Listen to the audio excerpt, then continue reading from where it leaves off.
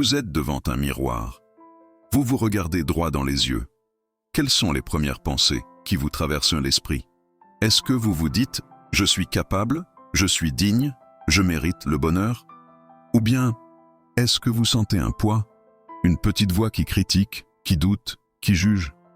La vérité, c'est que notre confiance en nous-mêmes n'est pas un simple sentiment. C'est la base de notre santé mentale. Et pourtant, c'est souvent la première chose que nous perdons lorsque la vie nous bouscule. Sachez que vous avez le pouvoir de vous reconstruire, de renforcer et protéger votre confiance pour vivre plus sereinement. La confiance en soi, ce n'est pas croire qu'on est parfait. C'est savoir qu'on a de la valeur, même avec ses défauts. C'est se dire, oui, je peux échouer, mais je peux aussi apprendre et avancer.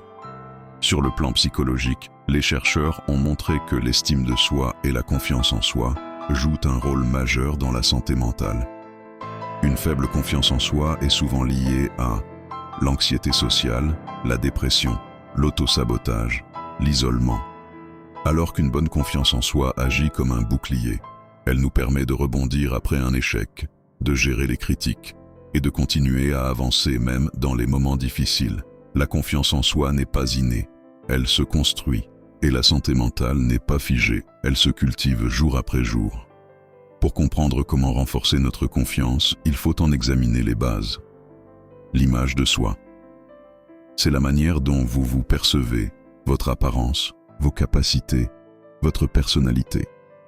Si votre discours intérieur est rempli de « je suis nul »,« je ne suis pas à la hauteur »,« les autres sont meilleurs que moi », votre image de vous-même s'abîme.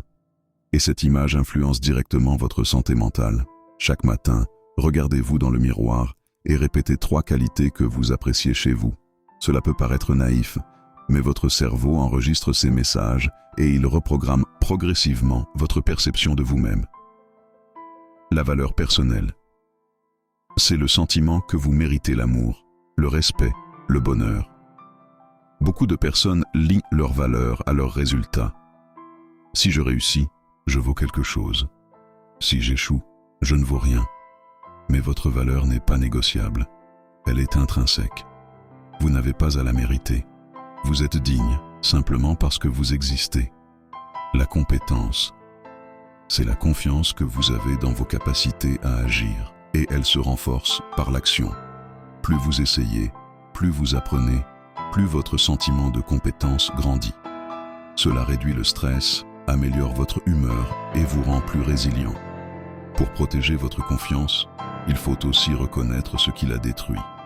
Nous vivons dans un monde où nous sommes bombardés d'images parfaites sur les réseaux sociaux. Si vous vous comparez constamment aux autres, vous nourrissez l'idée que vous n'êtes pas assez bien. En conséquence, vous devenez anxieux, jalousie, et cela peut même aller à l'épuisement mental. Il faut transformer la comparaison en inspiration. Au lieu de vous dire « Pourquoi pas moi ?»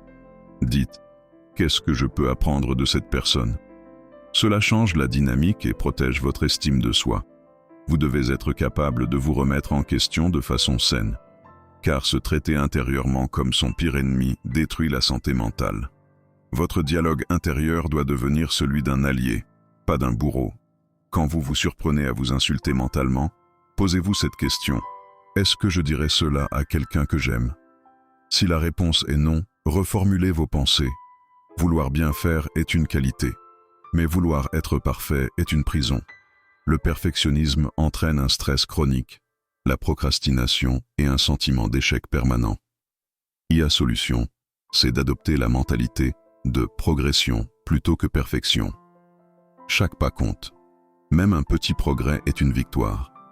Il existe des stratégies très efficaces pour renforcer la confiance et protéger sa santé mentale. Un premier point, c'est de cultiver l'autocompassion. C'est se traiter avec gentillesse dans les moments difficiles. C'est reconnaître qu'on est humain, qu'on peut échouer et que ce n'est pas la fin du monde. Quand vous traversez un moment difficile, dites-vous « Je souffre mais je choisis de me soutenir. Je choisis de prendre soin de moi. » Cela apaise le système nerveux et favorise la guérison émotionnelle. Puis, il faut passer à l'action malgré la peur. La confiance en soi ne se développe pas dans la réflexion, mais dans l'action. Chaque fois que vous faites quelque chose qui vous effraie un peu, vous envoyez à votre cerveau le message « Je suis capable ». Petit à petit, la peur diminue et la confiance grandit. Commencez par des actions simples. Parlez en réunion, donnez votre avis, essayez une nouvelle activité. Chaque petite victoire renforce votre santé mentale.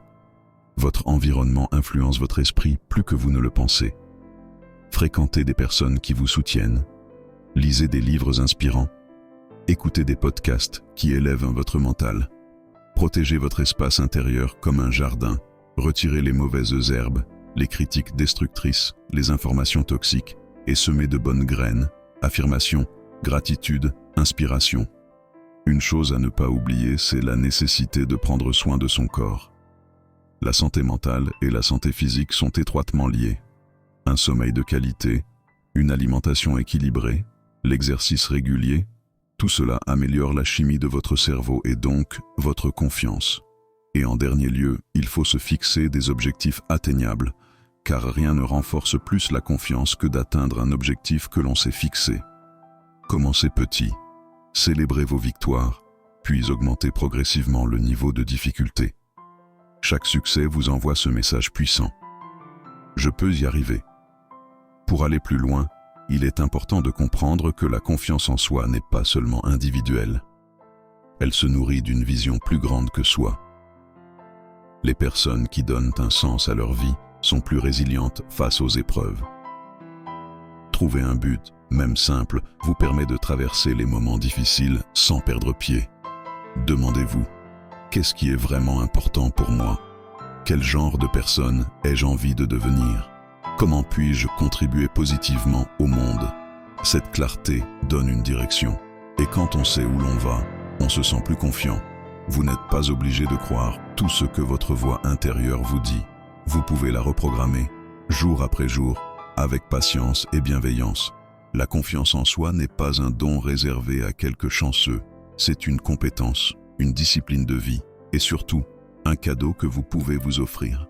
Commencez petit, une affirmation positive le matin. Aujourd'hui, je choisis de croire en moi. Je suis capable, je suis digne et je mérite tout ce qu'il y a de beau dans la vie.